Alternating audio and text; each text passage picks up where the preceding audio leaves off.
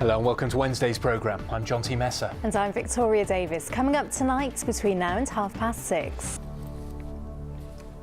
Good evening. Local businesses across the region say that they are preparing for what could be one of the most profitable days of the year next week as the Tour of Britain returns to Bristol and Somerset. Well, race organisers say they're expecting more than 100,000 spectators to line the streets on Tuesday as some of the world's best cyclists race through the region. Well, our reporter Max Walsh is alongside one of the iconic parts of the route.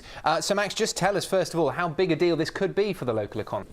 Well, as Max said, the race passes through several towns and villages in North Somerset, including Cheddar and the world-famous Gorge. And that's where we find our reporter Rishi Davda this evening. Rishi, this could be a spectacular part of the race. Rishi Davda in Cheddar Gorge, thanks very much indeed. Now, next on this evening's programme, Bristol's second Metro bus route was unveiled earlier today. It is a year late and £40 million over budget after problems with ticketing and buses not fitting the guided busways. Well, it's hoped the new route will cut the number of cars commuting into the city and serve the city's popular tourist destinations like the SS Great Britain and Ashton Gate Stadium. Alice Key has this report.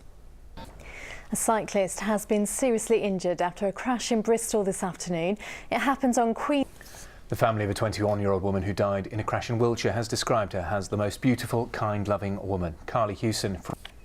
Two convicted rapists are on the run from a prison in Gloucestershire. 30-year-old John. Now, a major new campaign is underway to stop cyclists travelling close to horses and their riders. It follows an incident which caused worldwide outrage after cyclists in a sporting event crashed into a horse. Well, the West Country is the second highest region for collisions and near misses between horses and vehicles. That's according to the British Horse Society. There have been 60 incidents reported since the start of last year. Here's Mike Pearce. And you are watching ITV News here in the West Country this Wednesday evening with Victoria and John T. Thanks for choosing us. There's still plenty more on the programme before 6:30, including a pest. Well, the ITV News continues with the national and international stories at 6:30. Here's Charlene White with the details. But next on our programme this evening, this year's school summer holidays might nearly be over, but if you are already thinking about your next well-earned break, then you might be very interested in this next story. Well, that's because new figures show that more than a quarter of holiday makers from the southwest have fallen victim to a booking scam. And one of the most common experiences is turning up to a villa or hotel to find your booking doesn't even exist. Kevin Ashford has this report. Now, next tonight, 1 in 7 people suffer from migraines, more than diabetes, epilepsy and asthma combined. And the problem is so widespread. There are 2 dedicated clinics here in the southwest, in Bath and Gloucester. But now there is new hope for thousands of sufferers thanks to a new drug. The treatment has just been licensed in Europe and could soon be available on the NHS, as James Webster now reports. Quick bit of football news for you now. In the West's remaining clubs have all been knocked out of the League Cup. Bristol Rovers lost.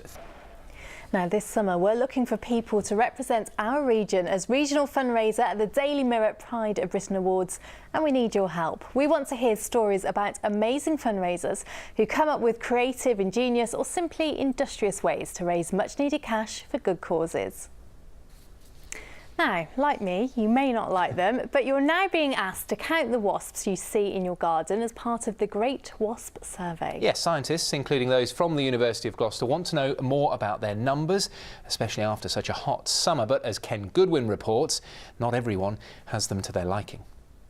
I like the idea of counting them, but they do sting, don't they? So they do sting, and also, how hard are they to count? Yeah, you know, how do you know you're not tricky, counting the same one? Yeah, well, it is weather time now, and it has been a lovely hot summer for the most part. Kate's at the Met Office for us this evening.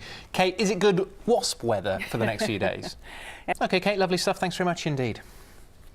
Now, let's remind you of the main headlines here in the West Country this evening, and local businesses across the region say that they are preparing for what... That's all the time we have for this evening. I'll have the late news for you at 10:30. Next, it is Charlene White with the national news, but we're going to leave you this evening with this scene.